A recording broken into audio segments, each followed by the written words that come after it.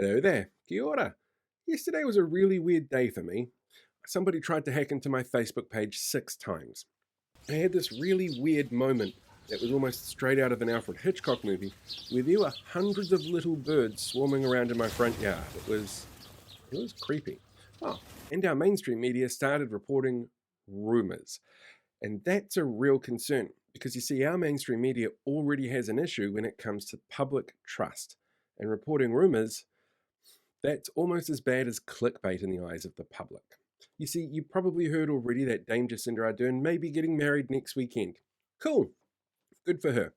That should be about as much as I care, to be honest, when it comes to somebody else's wedding who I've only ever met once and, you know, don't really have any interest or concern about. But there are people out there who do have an interest in there. Some of it's just because they might like her or dislike her for what she did in her role as Prime Minister, but at least one person is on the run at the moment because he wants to physically harm her and her daughter.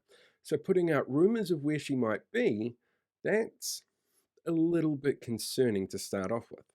When it comes to our media, though, and how this affects trust, well, that's a really big problem as well. You see, our media has rules that they require to meet when it comes to objectionable truth. And this is really kind of tricky. But there's a reason why we have things like media council rules, as well as legal rules for what mainstream media can and can't do. And one of the things they have to be able to do is prove what it is that they're saying. So they can put their spin on it and their bias comes on it, but they have to be able to prove facts. When it comes to a story like this, where I heard a rumor, the only fact that they need to prove is that they heard a rumor, not what the rumor actually was. Now, one of the things that we do know from research that's been done out of AUT is that while we have falling trust levels within our media itself, that well, part of that comes down to the media that's produced. Something like this, which is very similar to clickbait, in that it's designed simply to get eyeballs onto stories, onto web pages to sell advertising. Well, this kind of story feels kind of clickbaity for a very, very good reason. And it's one of the reasons why the story ran in so much of our mainstream media. There's also the fact that it's a quiet time for our media. They're on a break. Most mainstream media outlets are running on a skeleton staff at the moment, so they need something to draw in eyeballs. And this is not a bad holiday read, I guess. It's a rumor about the former Prime Minister.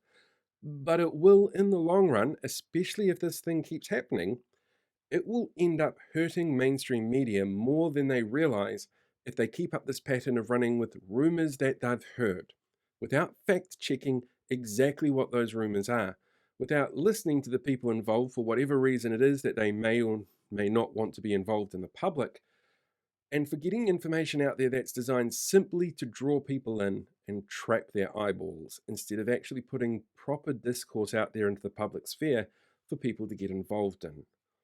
Hopefully, we don't hear any more rumors coming from mainstream media anytime soon.